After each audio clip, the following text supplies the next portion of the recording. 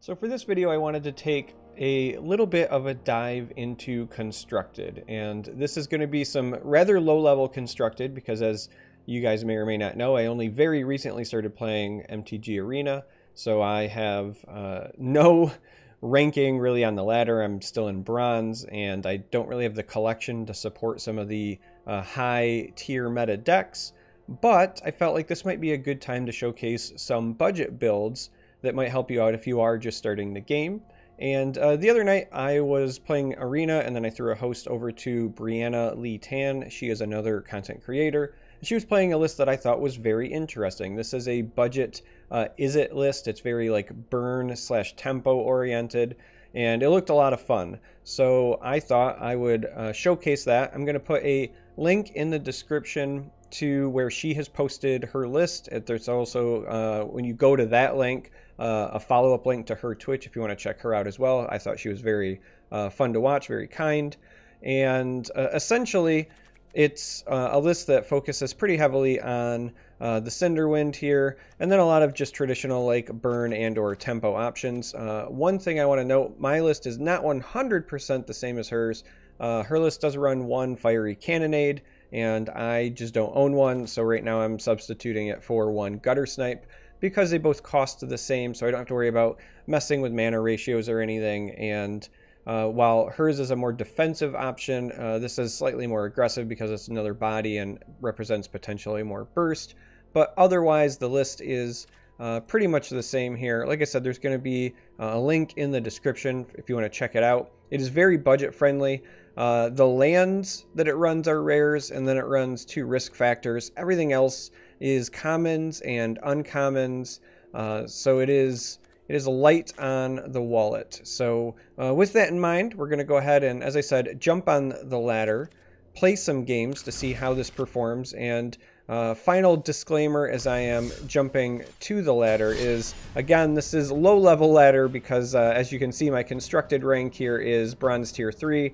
I have done very little in Constructed. I've been focusing far more on Draft, far more on Sealed, because I'm trying to build my collection. But I figured I would take you guys on the journey with me as I progress, right? If you're familiar with my Legends content, then you're usually seeing me play against higher tiered players with more meta decks and things like that because I'm, just there. But my journey to get there was pretty much offline, if you will, or not really shown on my YouTube channel. So one of the things I'm kind of excited about is kind of showing or showcasing that climb, or at least having some sort of like documentation of the journey. Now, this list does not run a lot of lands, but it kind of doesn't really need to. And as such, even with 2 lands like this, we have both of our colors covered. I think this is fine. We're likely going to take 2 damage from the steam vents when we play it because we'll want to get out a creature early and start getting damage in. But I think this is fine. The Sulphur Falls will come down untapped because this does count as an island and a mountain. So in that regard, we are fine as well. But we're going to go ahead and pay the 2 life. Open up with a flyer. And it's worth noting that this is a 1/1 flyer, so it's a great early play, and it can get damage in, but also the active ability can help protect your other creatures later on. It is also a wizard, so it does count for things like this and the other wizard cards in the deck in that regard. We're going to go ahead and get this attack in. And then likely chart a course here. So we did attack with a creature this turn. It's probably a good time to just go ahead and play this. We wanna draw. Saving something for like opt is fine, but we want to dig. We want to see if we can find that 3rd land, because the deck essentially, caps out very, very low on the mana curve, right? As you can see here, this costs 3, this costs 3, this is like costing 3, but everything else is cheap. So the faster you can get to 3, the better off you are.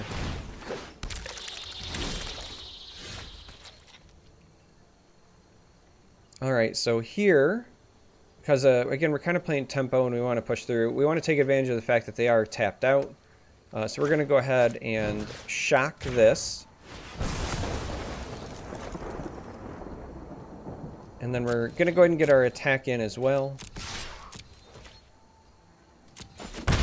And traditionally, I like to save these for, you know, end of turn plays because it is an instant, but I would also like to be able to play a land if we get it. So we're actually going to go ahead with the opt. We've got enough answers here for creatures. I think setting this to the bottom is fine because, again, we're trying to find that third land. Did not yet find it. Did pick up Cinderwind, though, which is great. This is the card that does the heavy lifting for the deck. It also has flying, can attack right away, but then taking it a step further, it gets bigger whenever you play instants or sorceries. And you may have noticed this deck has a few of those. So it can make for some pretty solid plays. And again, sadly, we are not finding the lands, but we're gonna do the best that we can here. We're gonna get in with this attack. And then we have to decide whether or not we want to nuke this now before it becomes a problem, or just let it go, because we do have some flyers. But we would like to develop this potentially, and then start swinging. And as such, we may want to consider keeping this, or we can just pray that we'll find a third land soon and go entirely through the air. It's a bit of a tough call, a bit of a decision here. We would want to use one of these lightning strikes now before they have a chance to pump it even further. And I think that's probably correct, because we have no guarantee that we're going to find this land. This may actually be a misplay. I'm not convinced either way. My inexperience with the deck versus, say, like the creator, is likely showing there. I could see an argument both ways. Alright, so we're going to have to discard a card. And I think that Risk Factor is the safest because it has Jumpstart, and we've got plenty of other cards that cost 3 that we will want to play. Like, for example, our Cinderwind here. And we want to play this now because it has haste, so we want to get our attacks in. So we're a little bit like weak or open at the moment because we can't counter, but I think next turn, even though we have the Gutter Snipe, if these survive, next turn we want to start leaving some mana open for answers. Well, this does have hexproof. So now we can go ahead and play this land. And now we have yet another decision to make. Because we cannot lightning strike this one because of the hexproof. And we do not have 2 instants or sorceries to make this go up to 4/4 status. So at least temporarily they have slowed us down a little bit. And though I said we're not going to develop Gutter Snipe, I'm going to backtrack on that. We're going to go ahead and instead develop both Gutter Snipe and the Lava Runner, so that we can continue our Smork ways here in the future. And then we're going to pass and see if this attacks into us. Likely not. I think they're going to keep this on defense for a bit, but we're going to see what we can do. Gutter Snipe is a pretty powerful creature, could potentially carry us here.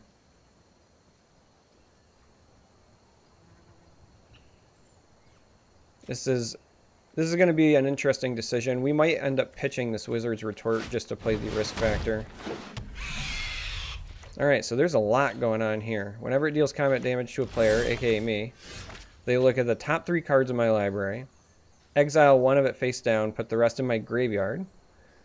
Then you can cast that card as long as it remains exiled, and you can spend mana as though it were mana of any color to spend it. So they can start using some of our nukes to blow things up if we let this hit us. So that is our goal, is to just not let that hit us. They do have 2 mana open if they want to try to counter spell.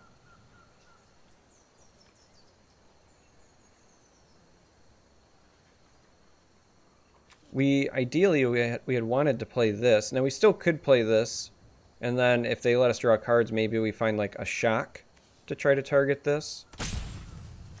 So I actually think this is going to be our plan of action. This likely results in them just taking 4. But it does also trigger the Gutter Snipe, and it does also trigger the Cinderwind here. So there's a chance they might not want to take the 4, because that's the same as taking 6 here. And again, if they let us draw the cards, then what we're hoping to find would be like a shock.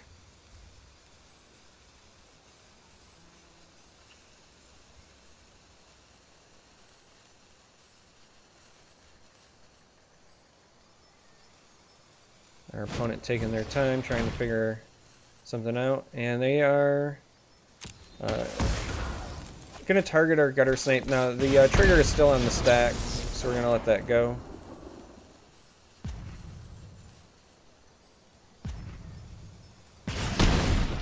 They do take the damage.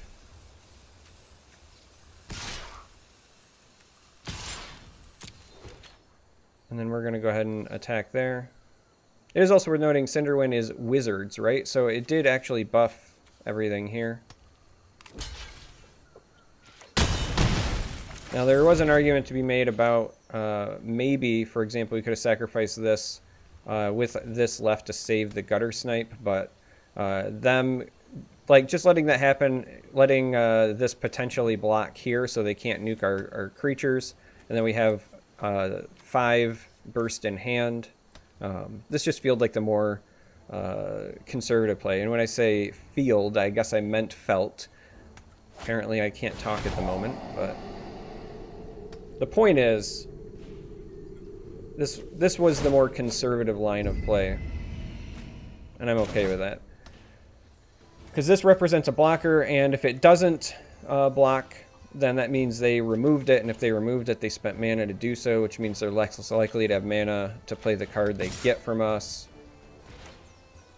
And yeah, we're just going to go ahead and block, and that's fine.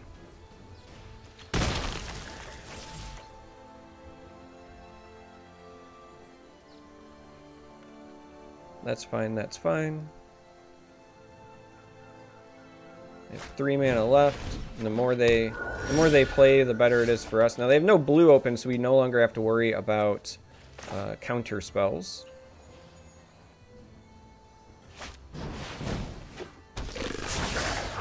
So we can go ahead and get the 2 damage in there, the lightning strike in there,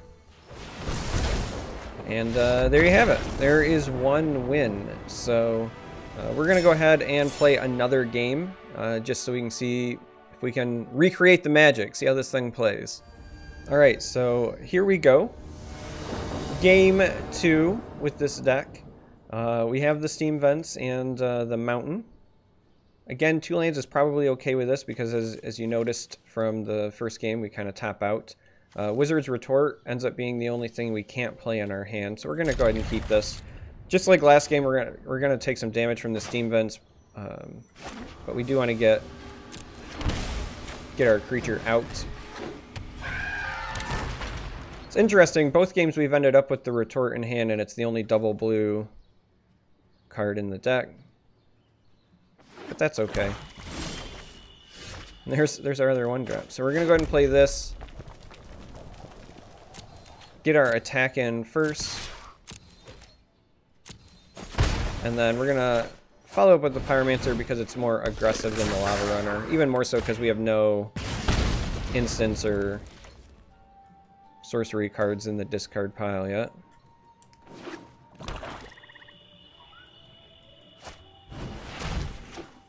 Alright, so they come in with a Dissenter, which is moderately annoying.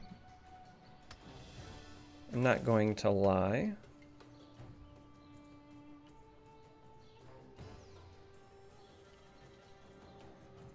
Now, I think what we are going to do is we're actually going to lead off with this Opt because I would like to see if we can find a land. There is, in fact, a land, so we can top out at 3.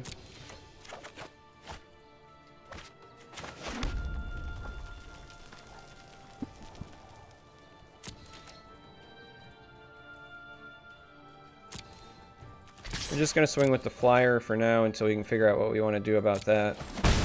Also going to follow this up with a lava runner. Leave our one red open for a shock in case there's something we want to shock at the end of the turn, but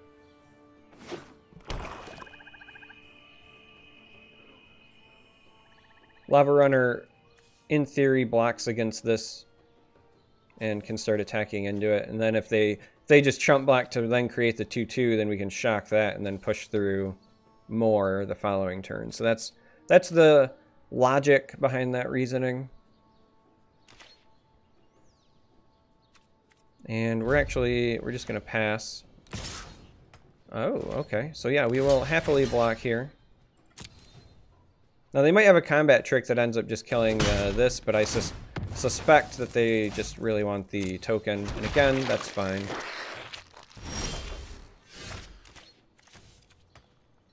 Again, that's fine. Now I did miss out because I had passed and I didn't cancel it. Didn't hit the control fast enough.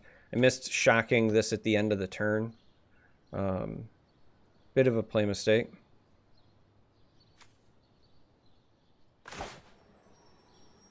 We're gonna try to correct that by hitting this with a lava coil. So the reason I'm using a coil here, even though a shock would get the job done, is that I don't have 2 blue, so saving 2 blue open for this doesn't really help me much. This can go face, right? This can target the player, this can only target creatures. So if I'm going to use something to try to get rid of that, that's what I want to use. And now we can go ahead and go into the attack phase. In this instance, we are worried about removal and or things with flash, because black does have the, I think, 3/2 creature with flash that is in some of the starter decks. There's also the Demir. Yeah, see? There's the hired blade that I was referring to.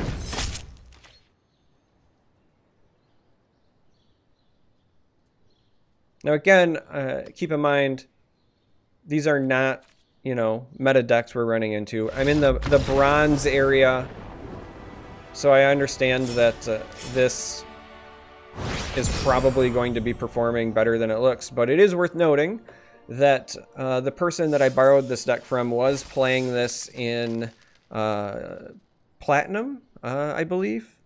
Might have even been Diamond. I think she was on her way close to crossing a threshold when I was watching her play it.